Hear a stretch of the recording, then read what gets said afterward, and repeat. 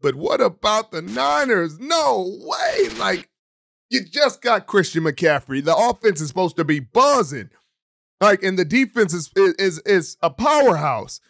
And, you know, you're getting guys back from injury. And, of course, you know, they're got to work their way back in. But I just expected a better game than this. And especially, you have a game where Jimmy Garoppolo throws for 303 and 2 touchdowns. He throws an interception, too. But you're expecting, hey, they might have got this one.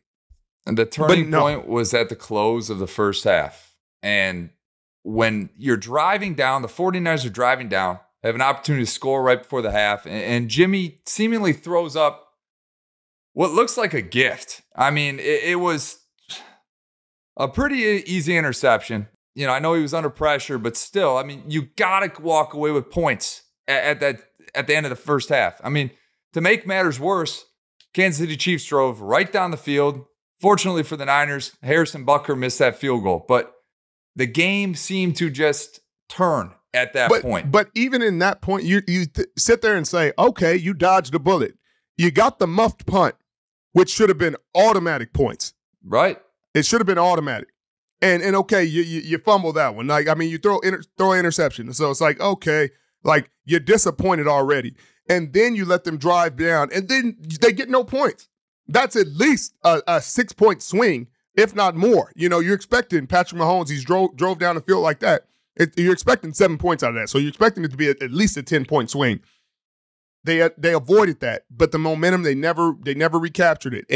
And honestly, Kansas City just had their way with him. You know, you think, hey, they don't have Tyreek. He's not missing Tyreek. I got to give it to that. I mean, Charvarius Ward is still banged up. Like, we got to figure that out. Jimmy's banged up. Talanoa Hufanga was having a really good game until he got banged up. Like, the injuries just keep mounting up. Not sure what happened to Trent Williams. He seemed to be battling back, and hopefully they get him back soon. But it's just like, my goodness, man. Like, 44 points is not an elite defense giving up. And you would think, hey, maybe there's a pick six in there, a special teams touchdown. There was not. McCole Hartman had 3 touchdowns, 2 rushing, 1 receiving. Chris Jones had 2 sacks. Frank Clark showed up, 1.5 sacks. Juju Smith-Schuster went off, 7 catches, 124 and a tug. And Patrick Mahomes, 423, 3 touchdowns in that interception by Talanoa. It's like, my goodness. You know, it's National Tight Ends Day, but come on. The whole Kansas City Chiefs roster went off. I got to ask, the Chiefs, the Bills, you know, these teams seem to be the bar, right? I mean, these are the teams the Eagles out. I'm talking about, right.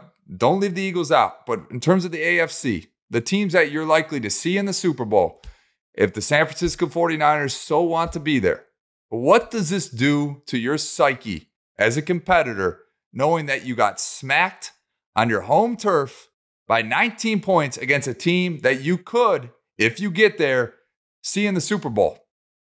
21, Mitchell. They got 21, Mitchell. Good night. 21. It's demoralizing. It's demoralizing, no question. But this team has turned around better from more than this last season. They were 3-5, came back, made it to the NFC Championship. So they're never going to die. You know, they're never going to say die, never going to give up. They have too much talent. They're too good of a team.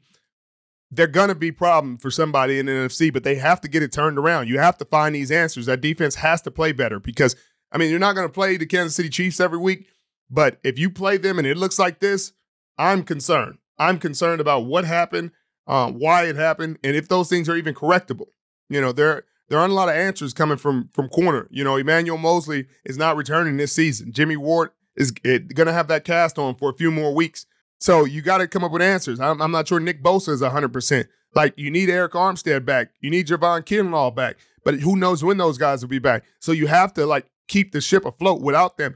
And you turn around and look, the Seattle Seahawks, who's supposed to be nothing, who's supposed to be the bottom dwellers of this division, are sitting there rolling. They're rolling. Geno has them rolling.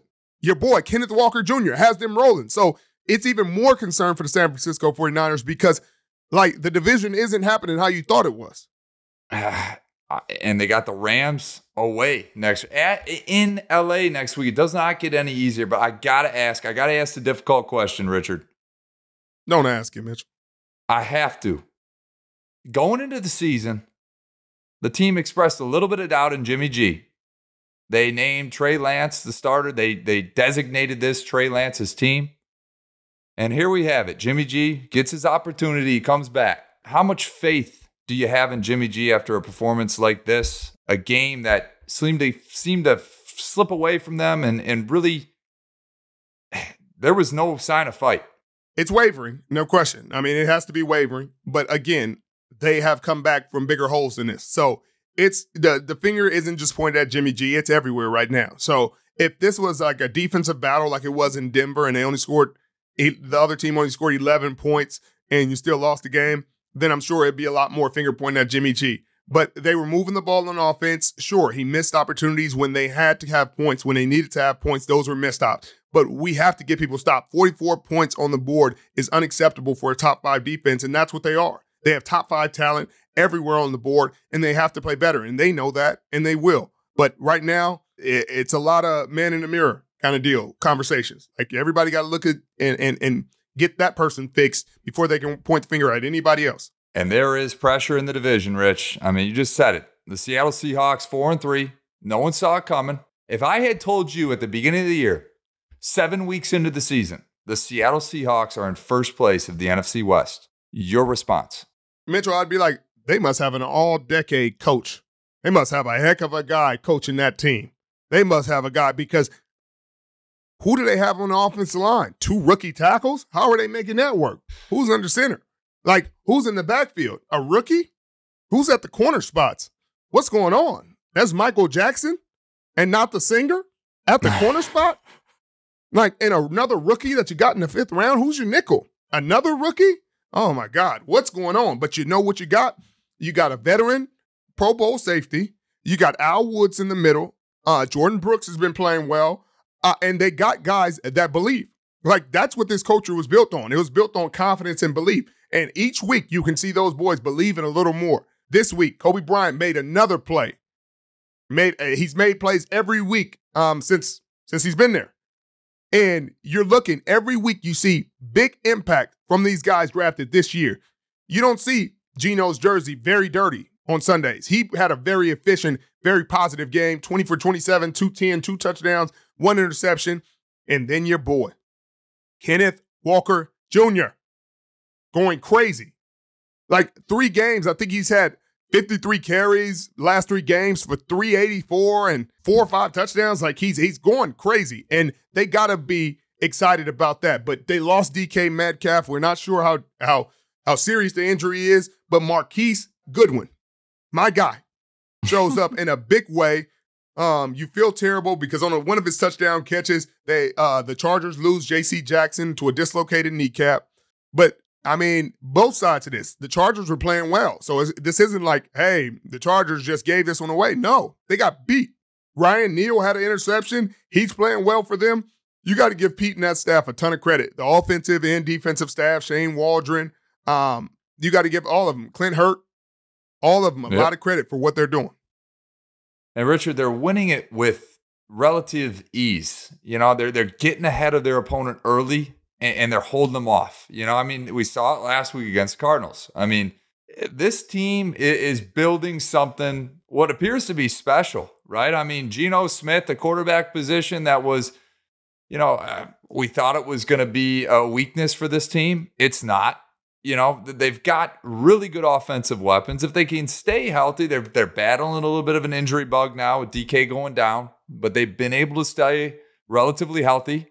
Their defense is coming along. I mean, you asked for it 3 weeks ago. You know, when they were playing against the Lions and they gave up 45 points in a win. You know, you said they need to show up. And then they proceeded to give up 39 against the Saints. Back-to-back weeks. Defense playing well. You know, I mean, this is a team in the Chargers that was 4-2 coming into this game with Justin Herbert, you know, a guy we thought was an MVP candidate coming into the season.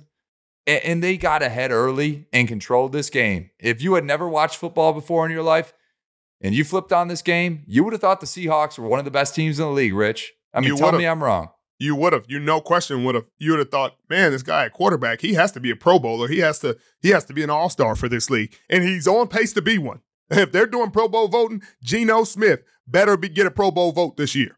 And if he keeps this up, I mean, he might sneak in and get an all-pro vote. Who knows? but he better be on the NFC's Pro Bowl team because he's playing like one of the best quarterbacks on that side of the football, especially with Tom and Aaron having down years. Like, Geno Smith is showing up in a big way and earning himself a lot of money next year. I bet the Seahawks wish they had him tied up for a few years right now because, of course, they're looking to use that other pick that they got from Denver, which, oh, my God, Mitchell, the Fighting Salas, the New York Jets, don't look now. The Giants are 6-1 too. Like, let's give them credit. Let's give Brian Daboll a lot of credit. But there's a lot of things happening right now, but there's positive things in Seattle. No question about it. And Rich, I don't want to say I called it, but I did call it. I mean, we have data, we have proof. You know, we got all these podcasts recorded. Kenneth Walker III has got to be the rookie of the year front runner right now out of Michigan State. Give the man his glory. I mean, this guy is the thunder and lightning of the Seahawks. I called it, Rich. I called it, and I love to see it. I love to see it.